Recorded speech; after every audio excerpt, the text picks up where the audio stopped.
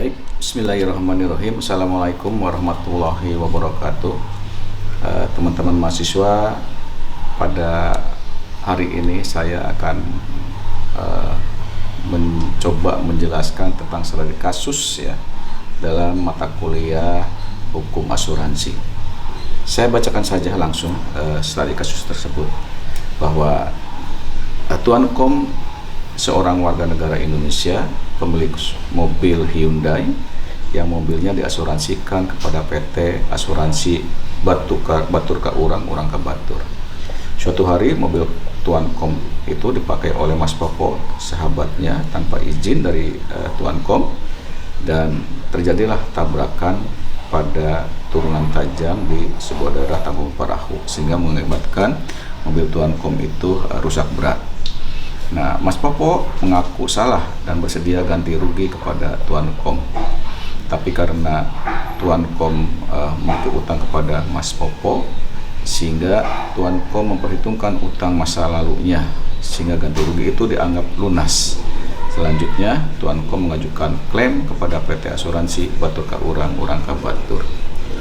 Nah, teman mahasiswa, ada dua pertanyaan dari studi kasus tersebut. Yang pertama, dapatkah penanggung memenuhi klaim dari Tuan Kom? Nah, kemudian apakah dibenarkan Tuan Kom membebaskan ganti rugi kepada Mas Popo? Dari dua pertanyaan tersebut, mari kita pilih dan kita jawab satu persatu. Pertanyaan yang pertama adalah bahwa penanggung dapat memenuhi klaim dari Tuan Kom. Dalam hal ini penanggung itu adalah pihak asuransi ya. Kemudian kenapa atau dasarnya apa? Di sini adalah yang pertama, bahwa risiko yang dijamin oleh asuransi mobil salah satunya adalah terjadinya kerusakan mobil yang diakibatkan oleh kejadian tabrakan. Itu yang pertama. Kemudian yang kedua adalah berdasarkan prinsip indemnitas ya, bahwa tertanggung pada prinsipnya hanya berhak menerima pergantian kerugian dari penanggung sebesar kerugian yang dideritanya.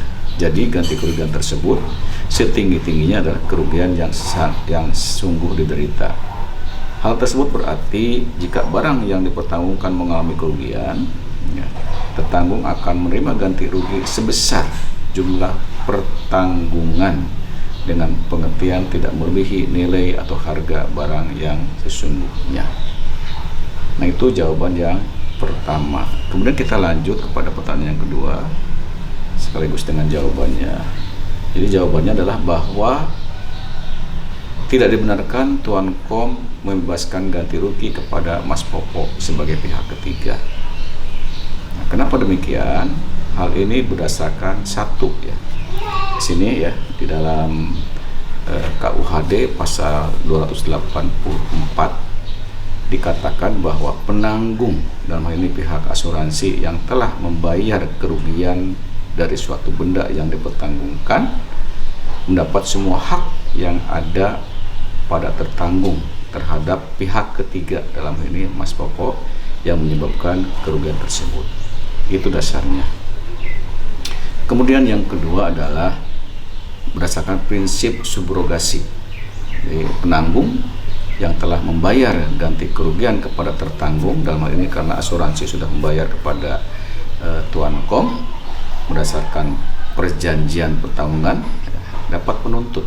Jadi pihak asuransi dapat menuntut kepada pihak ketiga, yaitu Mas Popo, seperti itu. Nah, sehingga sesuai dengan besar kerugiannya. Ini sebagaimana dikatakan oleh Emi Pangaribuan ya, bahwa dikatakan di sini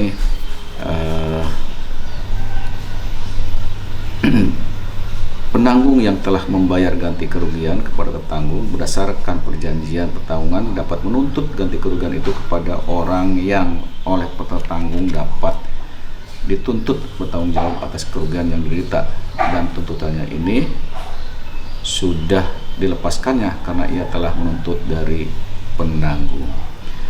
Nah, demikian mungkin teman-teman mahasiswa yang bisa saya sampaikan di dalam studi kasus mata kuliah hukum asuransi ini.